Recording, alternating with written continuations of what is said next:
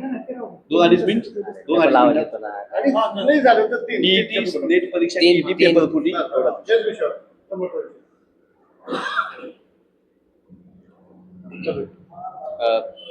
आपण जर बघितलं तर राज्यामध्ये आपल्या भारतातच ऐन परीक्षा कुठलीही असू दे पेपर फुटीचे प्रकरण गाजत आहेत. आज तुम्ही पत्रकार परिषद घेऊन तुम्ही निषेध व्यक्त केलाय, काय सांगाल? पिंपरी चिंचवड शहर काँग्रेसच्या वतीनं आमचे अध्यक्ष मोठे बंधू नरेंद्रजी बनसोडे यांनी आज महाराष्ट्रामध्ये आणि देशामध्ये नीट पेपर फुटी आणि टीईटी पेपर फुटीमुळे जो विद्यार्थ्यांमध्ये पालकांमध्ये जनतेमध्ये असंतोष आहे त्याच्या विरोधामध्ये काँग्रेस पक्षाच्या वतीनं ही प्रेस कॉन्फरन्स आयोजित केलेली आहे. राष्ट्रीय नेते विरोधी पक्षनेते राहुलजी गांधी यांच्या नेतृत्वामध्ये आणि महाराष्ट्र प्रदेश काँग्रेसचे अध्यक्ष हर्षवर्धनजी सपकाळ साहेब यांच्या नेतृत्वामध्ये काँग्रेस पक्ष नीट पेपर फुटी आणि टीईटी पेपर फुटीच्या विरोधामध्ये रस्त्यावर उतरलेला आहे. येण्याशिवायचे आमचे जाबाज विद्यार्थी नेते युवक काँग्रेसचे आमचे पदाधिकारी विधिमंडळाला घेराव घालत आहेत. दादा भुसेंना आम्ही महाराष्ट्रात फिरू देणार नाही. धर्मेंद्र प्रधानचा राजीनामा घेतल्याशिवाय आम्ही शांत बसणार नाही. 23 लाखांपेक्षा जास्त मुलांच्या आयुष्याचा खेळखंडोबा नीट परीक्षेचे पेपर फोडून केंद्र सरकारने केला. धर्मेंद्र प्रधान राजीनामा द्यायला तयार नाही. 24 मुलांनी आत्महत्या केल्या. या आत्महत्या नसून या केंद्र सरकारनं केलेल्या हत्या आहेत. त्याच्या दोषींना गजाआड केलं पाहिजे, कठोर कारवाई यांच्यावर केल्या पाहिजे आणि विद्यार्थ्यांच्या भवितव्याशी खेळ करण्याचं या सरकारनं बंद केलं पाहिजे. महाराष्ट्रामध्ये मागच्या अधिवेशनामध्ये देवेंद्रजींनी स्वतः सांगितलं होतं, ऊर बडवून जोरात भाषण देऊन सांगितलं होतं की आम्ही पेपर फुटीच्या विरोधात कायदा केला आहे, आता पेपर फुटणार नाहीत. त्यांनी तसं सांगितल्यापासून 4-5 महिन्याच्या आत टीईटीचा पेपर फुटला. दादा भुसेंच्या नेतृत्वामध्ये दुसरी पेपर फुटी आहे. 2020ला टीईटीचा पेपर फुटला.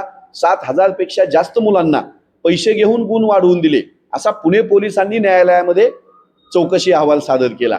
त्यानंतर केसचं काय झालं सांगायला तयार नाहीत. पुन्हा दोषींना त्यांनी शिक्षा दिली सांगायला तयार नाहीत. आणि आता 2026ला टीईटीचा पण पेपर फुटला.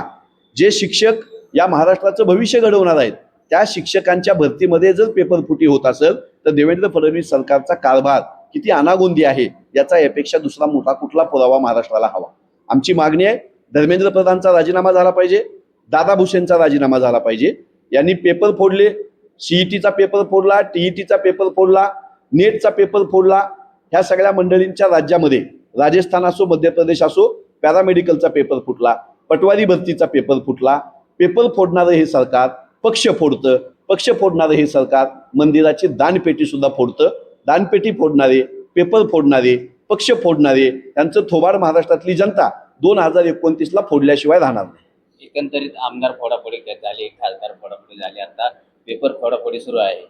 एकंदरीत काँग्रेसची काय भूमिका असणार आहे? काँग्रेस पक्ष या सगळ्या पेपर फुटीच्या विरोधामध्ये रस्त्यावर आहे. भाजपाशी संबंधित, सत्ताधाऱ्याशी संबंधित माणसाचे लागेबंदे या पेपर फुटीमध्ये सापडत आहेत. संघाची माणसं असतील, भाजपाची माणसं असतील, यांच्यामध्येच मोठा झालेला डॉक्टर प्रदीप कुरुलकर नावाचा माणूस हा DRDO मध्ये आपली सगळी गुप्त माहिती पाकिस्तानला देत होता. यांच्यात संघाच्या शिस्तीत वाढलेला चंपत राय नावाचा माणूस राम मंदिर ट्रस्टचा अध्यक्ष आहे आणि तो दानपेटी फोडतो. DRDOची माहिती फोडणारा कुरुलकर संघाचा, चंपत राय मंदिराची पेटी फोडतो संघाचा, धर्मेंद्र प्रधान टीईटीचा पेपर, नेटचा पेपर फोडतो तो संघाचा आहे. आणि देवेंद्र फडणवीस महाराष्ट्राचे मुख्यमंत्री आहेत ते मी स्वतः संघाचा आहे म्हणतात. त्यांच्या नेतृत्वामध्ये शिक्षकांचे पेपर फुटत आहेत. 70 पेक्षा जास्त पेपर 2014 पासून 2026 पर्यंत या सरकारच्या काळात फुटलेले आहेत. विद्यार्थ्यांच्या भवितव्याशी हा या सरकारनं मांडलेला खेळ आहे. याच्या विरोधात राहुलजींच्या नेतृत्वात काँग्रेस पक्षाचे आम्ही सगळे सैनिक मैदानात आहोत. खरं तर पुनवळीचा तुम्ही एक विषय घेतला होता, त्या आपण जर बघितलं तर 52 गुंठे जो आहे तो प्लॉट जो आहे तो कवडी मालमत्तामध्ये भाड्यावरती दिला, त्यात तुम्ही रस्त्यावर उतरणार होतात. नेमकी काय आपली भूमिका आहे त्या बाबतीमध्ये? पुनवळ्याचा जो विषय आहे त्याच्यामध्ये आयुक्तांना आणि महापौरांना आम्ही निवेदन दिलं होतं आणि त्या विषयाला विरोध केला होता. माझी आयुक्तांशी चर्चाही झाली होती फोनवर. त्यांनी सांगितलं होतं हा विषय होणार नाही, पण त्या ठिकाणी त्यांनी प्रक्षेपण बंद करून सभागृहामध्ये तो विषय मंजूर करून घेतला आहे.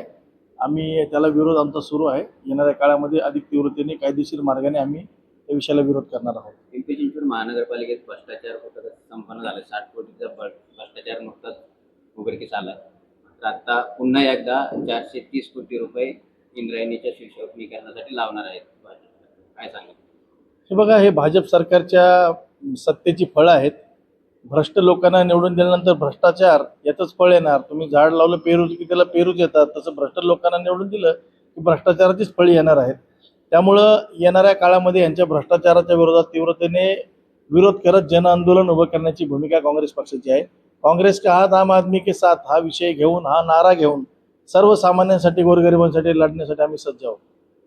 कुठलंही म्हणजे जरूरत नसताना 430 कोटी रुपये शिवशोभनीकरणासाठी फक्त खर्च केला जातोय. तर तुम्ही याचा माहिती घेऊन काय भूमिका असणार? भ्रष्टाचाराचं रोल मॉडेल जर असेल महाराष्ट्रात तर पिंपरी चिंचवड महानगरपालिका आहे.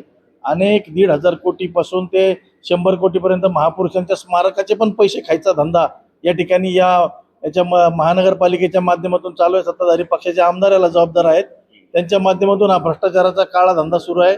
दारूचे धंदे सुरू होते, अनेक लोक मेली. तुम्ही पाहिलं काय घडलं फुगेवाडीच्या काळामध्ये. परत त्यांना निधी मंजूर करून देऊन, परत त्यांना त्या ठिकाणी हे करून देऊन यांनी पानं पुसायची तोंडाला कामं केली, पण गेलेले जीव उद्ध्वस्त झालं. कुटुंब याला जबाबदार कोण, हा प्रश्न आज देखील आहे. या परीक्षांच्या माध्यमातून जर सांगायचं झालं तर नीट असेल, टीईटी असेल, हनुमंतदादांनी आता सविस्तर सांगितलं. नीट असेल, टीईटी असेल किंवा झालेल्या सर्व परीक्षांमध्ये महानगरपालिकेच्या, पुणे महानगरपालिकेची सुद्धा पेपर फुटी झालेली आहे.